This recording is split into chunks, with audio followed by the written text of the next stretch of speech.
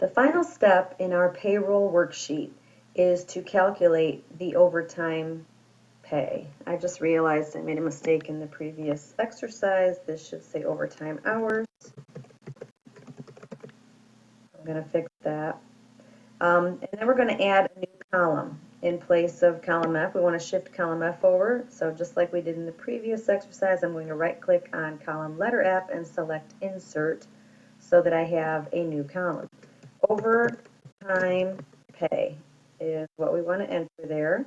You'll see the formatting is already applied to whatever the previous cell had. To calculate the overtime pay, which if you've ever heard of the term time and a half, when someone works overtime hours, they get paid above and beyond their normal rate, and that is at 1.5 times the normal given rate for that employee. So we're going to calculate that, and we're going to multiply that by the number of hours they've worked.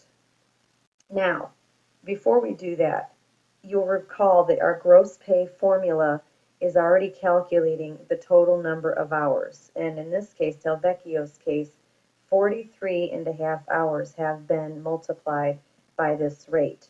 So those additional 3.5 hours have already been accounted for in his gross pay. So what we're going to do, we're not going to multiply by the 1.5. We are going to multiply by the half that we would need.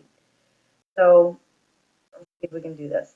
We are going to multiply the overtime hours, the number of overtime hours, times the result or the quantity of $7.50 times 0.5.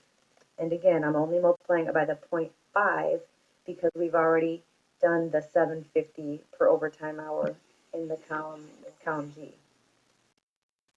In this case, Mr. Albin does not have any overtime. If I fill this down, you will see that 3 of our employees earned overtime wages, actually above and beyond that, but this is the half of the rate that we need to add to their already adjusted gross pay. I think I'm confusing people here. And while we're thinking about this, we've got these numbers in column F that don't represent currency, and they should. So to make that adjustment, we're going to right click on our selected area, and we're going to format cells to look like currency. You'll notice the dollar sign will be inserted automatically. We need 2 decimal places there. And after you've entered that information, we're going to select OK, and you will see that your currency doesn't require you to type in any dollar signs or any other characters. So we have $15.75 for Delvecchio.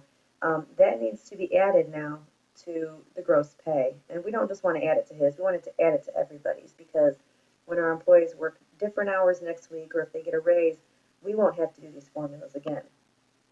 So currently, our formula looks like C7 times D7, and I double clicked on that cell to make that visible. I'm going to add to that whatever is in cell F7.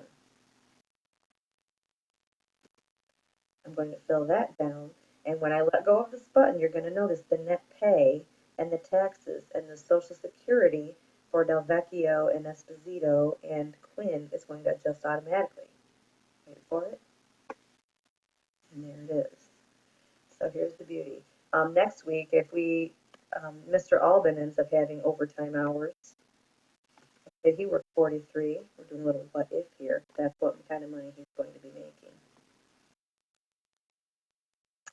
Benefits of using cell references are that any changes that you make to the original numbers in your worksheet are going to be reflected automatically in your results that your formulas have calculated.